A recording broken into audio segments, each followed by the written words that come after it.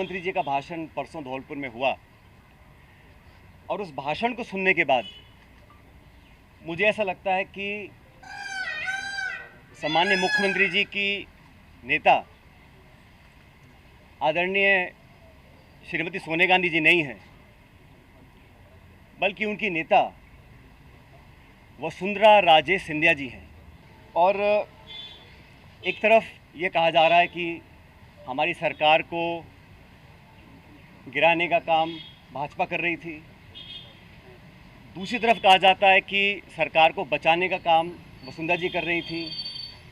तो ये जो विरोधाभास है इसको समझाना चाहिए, आप कहना क्या चाह रहे हैं। इसीलिए मुझे लगा कि जो प्रकार का भाषण दिया गया, मैंने पहली बार देखा कि अपनी सरकार को, अपने ही विधायकों को, अपने नेताओं को बेइज्जत और बदनाम करने का काम हो रहा है।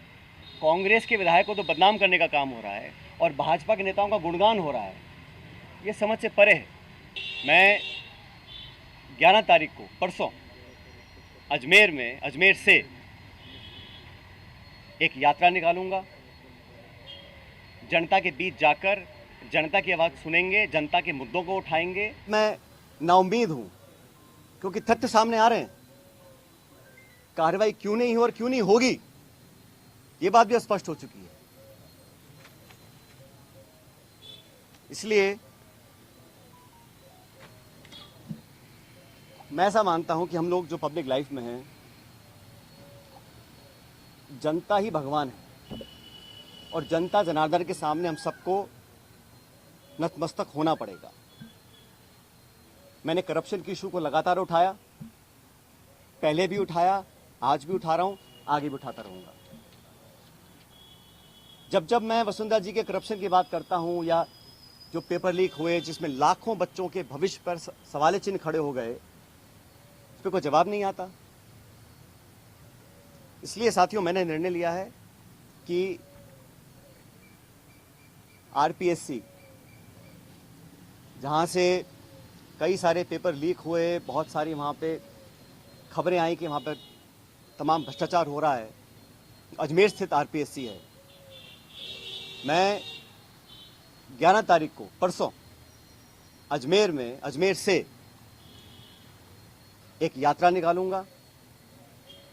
जनता के बीच जाकर जनता की आवाज़ सुनेंगे, जनता के मुद्दों को उठाएंगे। और जैसा मैंने शुरू में कहा, जनता जनार्दन है, तो जनता के बीच जाना हम सबका दायित्व बनता है। और जो करप्शन के इश्यूज़ हैं, जो नौजवानों के इश्यूज़ हैं, जो पेपर लीक और पेपर कैंसिल के और नौजवानों के हितों से जुड़े मुद्दे हैं, उनको उठाकर मैं एक जन संघर्ष यात्रा निकालने जा रहा हूं, जो 11 तारीख को शुरू होगी अजमेर से और जयपुर की तरफ हम लोग आएंगे। लगभग 125 किलोमीटर की यात्रा है। जन संघर्ष यात्रा लोगों के हितों के लिए, करप्शन के खिलाफ, नौजवानों के संरक्षण के लिए। उनकी आवाज़ को हम सुनेंगे, उनकी आवाज़ को बुलंद करेंगे। और मैं समझता हूं कि सही निर्णय तब लिए जाएंगे जब जनता का पूरा हमारा साथ होगा, जनता का पूरा प्रेशर होगा। पद यात्रा है, जन संघर्ष पद यात्रा 11 मई को मैं अजमेर से शुरू करूंगा और हम जयपुर आएंगे। धन्यवाद साथियों, आप सब यहाँ पर आए। सबसे पहले तो आप जानते हैं कि कल शाम को कर्नाटक राज्य में प्रचार समाप्त हुआ है और कल यानी 10 तारीख को वहाँ पर मतदान है। कर्नाटक में जो इलेक्शन कैंपेन हुआ और जो रुझान सामने आ रहे हैं, उसे देखकर स्पष्ट है कि वहाँ जनता बदलाव चाहती है और वहाँ की भाजपा सरकार भ्रष्टाचार में पूरी तरह लिप्त थी।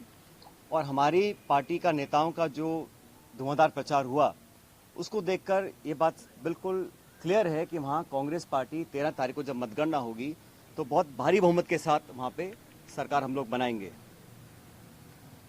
कर्नाटक के चुनाव बहुत महत्वपूर्ण हैं क्योंकि यहाँ पर एक तरह से डायरेक्ट फाइट भाजपा कांग्रेस की है और बीजेपी ने पूरी ताकत के साथ वहाँ कैंपेन किया। प्रधानमंत्री, गृह मंत्री, सब नेता छोटे बड़े वहाँ गए, लेकिन जो मुद्दे थे उसको कांग्रेस ने उठाया। और मैं समझता हूँ कि वहाँ पर अब तक का जो बहुमत हमको नहीं मिला, उससे ज़्यादा बहुमत कांग्रेस पार्टी को कर्नाटक में मिलेगा।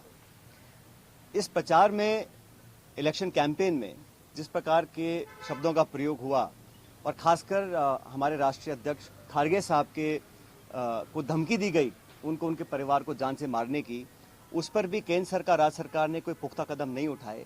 तो ये एक निम्न स्तर की राजनीति है और इसका हम सबको खंडन करना चाहिए। मैं कड़े शब्दों में इस प्रकार की वारदातों की निंदा करता हूं और उम्मीद करता था कि भाजपा के लोग इस प्रकार का पक्षपात रवैया नहीं अपनाएंगे। और खारगे साहब जी को जो धमकी मिली वो एक तरह से बौखलाहट का परिचय था। साथियों, आप ये भी जानते हैं कि एक बात तो और स्पष्ट हो गई है। सामान्य मुख्यमंत्री जी का भाषण परसों धौलपुर में हुआ और उस भाषण को सुनने के बाद मुझे ऐसा लगता है कि सामान्य मुख्यमंत्री जी की नेता आदरणीय श्रीमती सोनिया गांधी जी नहीं है, बल्कि उनकी नेता वसुंधरा राजे सिंधिया जी हैं। उनकी नेता सोनिया गांधी जी नहीं है, बल्कि उनकी नेता वसुंधरा राजे सिंधिया जी। यात्रा करप्शन के खिलाफ है, भ्रष्टाचार के खिलाफ है, यात्रा नौजवानों के पक्ष में है, उनके हितों की रक्षा करने के लिए है और जनता के बीच हम सबको जाना भी चाहिए। हम जनता के बीच जाएंगे नहीं और हम अपने ही विधायकों को, अपने ही मंत्रियों को, अपनी सरकार को बदनाम करते रहेंगे, बेइज्जत करते रहेंगे, तो हम जनता के बीच चुनाव लड़ने कैसे जाएंगे 6 महीने के बाद?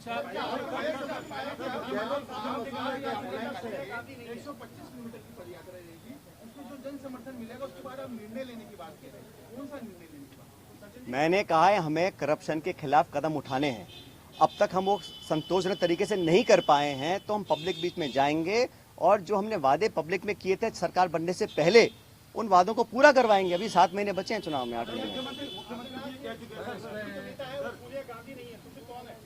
मैंने कहा ना आपको शुरू में, ये पायलट साहब जो मुद्दे आप उठा रहे हो ये तो विपक्ष ऑलरेडी उठा रहा है, इसमें नया आप क्या करने जा रहे हैं? भाई करप्शन तो कहीं पर भी हो उसके विरुद्ध हम, चाहे वो कांग्रेस पार्टी हो, हमारी सरकार हो, हम तो खुद ही कह चुके हैं कि हमारी जीरो टॉलरेंस है करप्शन के खिलाफ, तो उस पर हमें खरा उतरना है। और जो मुद्दे संज्ञान में आए थे, मैंने पूरा लिस्ट पिछली बार आपको किया था, उनमें से कहीं कहाँ कार्रवाई हुई है?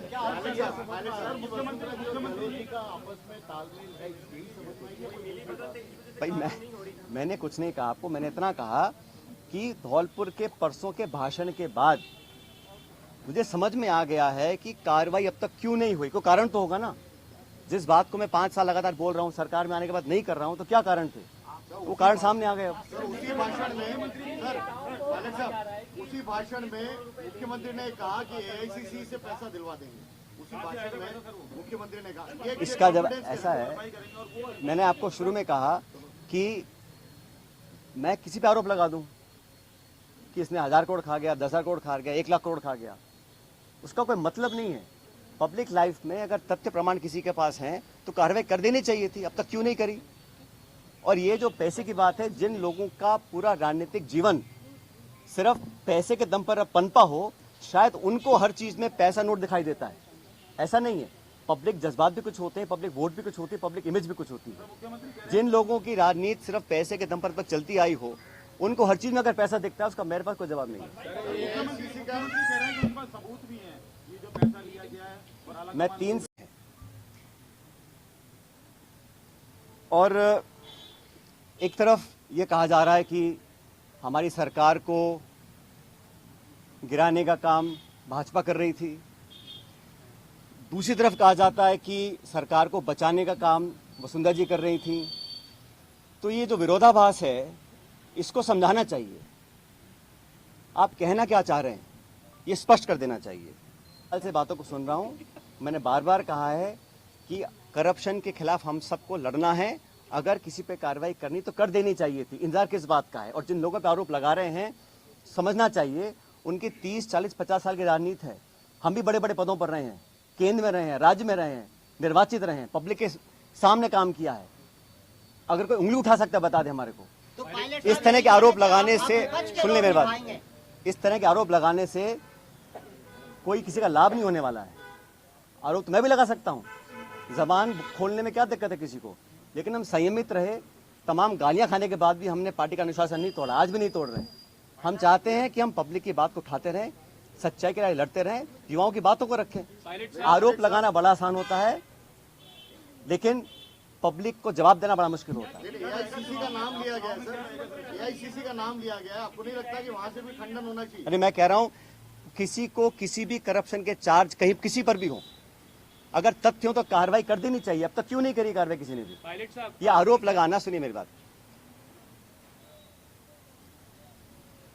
विधायकों पर, कांग्रेस के विधायकों पर, जिनके दम पर हम मुख्यमंत्री बने हैं, सोनिया गांधी जिनके आशीर्वाद से मुख्यमंत्री बने हैं, आप उन्हीं को बदनाम करेंगे, उनकी आलोचना करेंगे, उनको बेइज्जत करेंगे, तो पब्लिक सवाल नहीं पूछेगी हमसे 6 महीने के बाद।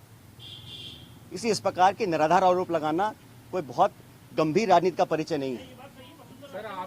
मानहानि का दावा करें, इसका- मानहानि का क्या कह रहे मुकदमा दर्ज करवाओगे क्या दलों के खिलाफ? मैं कह रहा हूं ना, एक तरफ तो आरोप लगा रहे हैं कि भाजपा सरकार गिरा रही थी, दूसरा आरोप, दूसरी बात कह रहे हैं कि वसुंधरा सरकार बचा रही थी।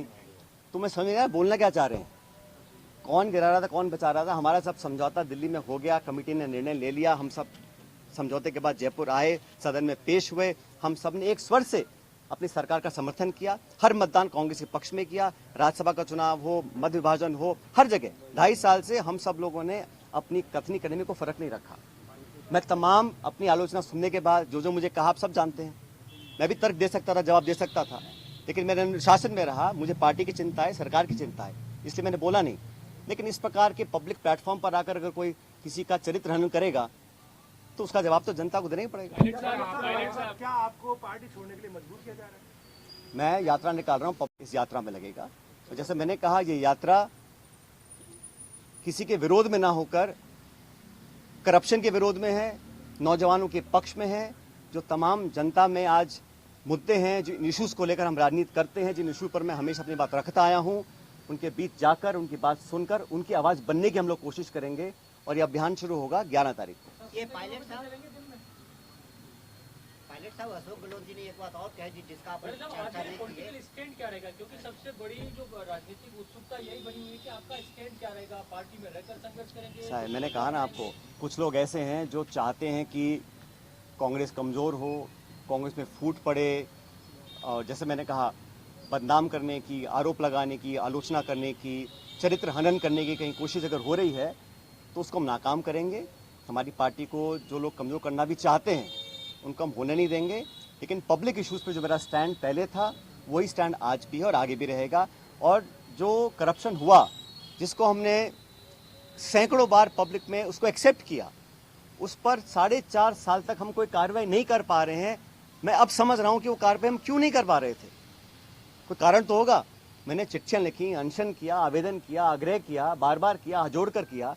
अगर कार्रवाई नहीं हो रही थी तो अब मुझे समझ में आ रहा है कि वो कार्रवाई क्यों नहीं हो रही थी। लेकिन किसी भी नेता से बड़ी जनता होती है, तो जनता के समक्ष हम जाएंगे, इन बातों को रखेंगे। और जो लाखों लाख बच्चों के पेपर कैंसिल हुए, जिनके माँ बापों ने अपना पेट काट कर उनके ट्यूशन के पैसे दिए, उनको 2 साल मेहनत करवाई, जो कभी ओवरेज हो सकते हैं, जिनका भविष्य के आगे उनको पता नहीं वो क्या करेंगे, जो विश्वास और जो एक क्रेडिबिलिटी होती है, अगर वो सिस्टम से खत्म हो जाएगी तो फिर आने वाला समय बहुत मुश्किल होगा। इन तमाम बातों को लेकर मैं जनता के बीच में जाऊंगा और लगातार पैदल यात्रा करेंगे अजमेर से 11 तारीख से।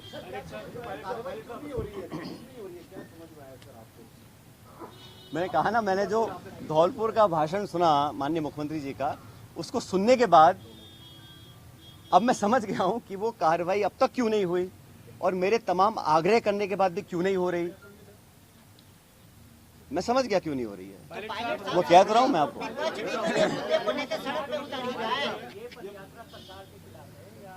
मैंने शुरू में कहा, ये यात्रा किसी के खिलाफ नहीं है ये। और उसके बाद सारे तथ्यों को संज्ञान में लेने के बाद हमारी अध्यक्षा सोनिया गांधी जी ने 25 सितंबर को सम्मानीय माकन साहब और सम्मानीय खड़गे जी को जयपुर भेजा था। आप सब जानते हैं वो विधायकों की मीटिंग हो ही नहीं पाई। सोनिया गांधी हमारी पार्टी के अध्यक्ष थी उस समय। उनकी जो अवहेलना हुई, उनकी जो मानहानि हुई, उनकी जो बेइज्जती हुई, वो गद्दारी थी। इतने सारे विधायक, 20, 30, 40 पता नहीं कितने विधायकों को उनकी इच्छा के खिलाफ इस्तीफा दिलवाया गया। अपनी सरकार को संकट में खड़ा करा गया। बहुत से लोग आरोप लगाते हैं कि मोदी और शाह के कहने पर इस्तीफे दिलवा दिए गए। अब ये बात मुझे बोले और मैं जाके मंच पे इस बात को बोलूं, ये शोभा देता है क्या? तो मुझे लगता है कि अब तक जो हुआ उस घटनाक्रम में वो उस बात को दिखलाता है अनुशासनहीनता किसने करी, पार्टी का डिसिप्लिन किसने तोड़ा, और सही मायने में संगठन को और सरकार को कौन मजबूत कर रहा है, कौन कमजोर कर रहा है। और अपने नेताओं को खुश करने के लिए बहुत सारे लोग तरह तरह की बातें करते हैं। कोई किसी की चुगली करता है, किसी की चुगली करता है। मुझे बहुत सारे लोग आके बहुत सारी बातें बोलते हैं कि यहाँ हजारों करोड़ का घोटाला हो गया, यहाँ ये स्कैम हो गया। इन्हीं बातों को मैं मंच पर आकर इनका बखान करूं, ये शोभा नहीं देता, ये गंभीर राजनीति का परिचय नहीं है।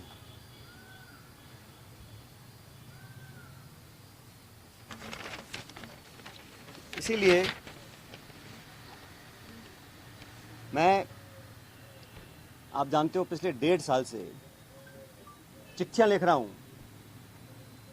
वसुंधरा जी के कार्यकाल में जो तमाम गंभीर भ्रष्टाचार के आरोप हमने लगाए, अशोक गहलोत जी ने लगाए, मैंने लगाए, मंचों पर लगाए, प्रेस कॉन्फ्रेंस करके लगाए, उनकी जांच क्यों नहीं हो पा रही थी। अब मुझे समझ में आ रहा है कि ये जांच अब तक क्यों नहीं हुई। मेरे चिट्ठियां लिखने के बावजूद मैं 11 अप्रैल को जयपुर में अनशन पर बैठा इस मांग को लेकर। इसीलिए मुझे लगा कि जो प्रकार का भाषण दिया गया, मैंने पहली बार देखा कि अपनी सरकार को, अपने ही विधायकों को, अपने नेताओं को बेइज्जत और बदनाम करने का काम हो रहा है। कांग्रेस के विधायकों को तो बदनाम करने का काम हो रहा है और भाजपा के नेताओं का गुणगान हो रहा है। ये समझ से परे है। इस प्रकार का जो काम हुआ वो बड़ा गलत है। और हम सब लोग जो दिल्ली में गए थे अपनी बात को रखने के लिए, किन लोगों पर आरोप लगाए जा रहे हैं? ऐसे लोग जो पब्लिक लाइफ में 30, 40, 45 साल से हैं। 3 दिन पहले मैं बाड़मेर में था। सम्मानी हेमाराम जी 1980 से विधायक हैं। उनकी क्या छवि है, मतदाता, पब्लिक, उनके क्षेत्र के लोग उनको अच्छी तरह जानते हैं, उनकी क्या क्रेडिबिलिटी है और क्या पब्लिक लाइफ में उनका अब तक का इतिहास रहा। ओला साहब, जिनके स्वर्गीय पिताजी 1957 से चुनाव लड़ रहे हैं, बड़े बड़े पदों पर रहे। और हेमाराम जी ने तो अपने नौजवान बेटे की मौत में और याद में एक छात्रावास बनाया है। 100 करोड़ की जमीन तो उनकी बाड़मेर में, निजी जमीन को उन्होंने दान किया समाज के लिए, लोगों के लिए। पैसा इकट्ठा कर 22 करोड़ का हॉस्टल बनाया 150 बच्चों के लिए, गरीब बच्चों के पढ़ने के लिए। इन सब लोगों पर इस प्रकार के आरोप लगा देना मैं समझता हूं बहुत गलत है, बहुत निंदनीय है।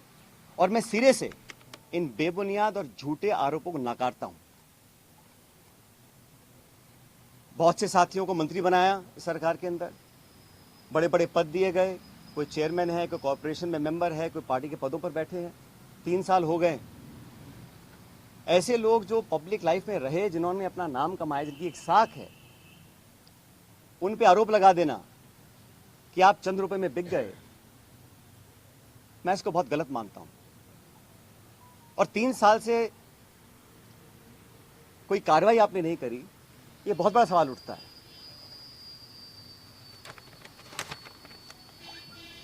साथियों, हम दिल्ली में गए, अपनी बात को रखा इश्यूज को लेकर, और मैंने कहा ना, अगर कोई चाहता है कि कांग्रेस को कमजोर करने की कोशिश करेगा तो उस कोशिश को हम नाकाम करेंगे।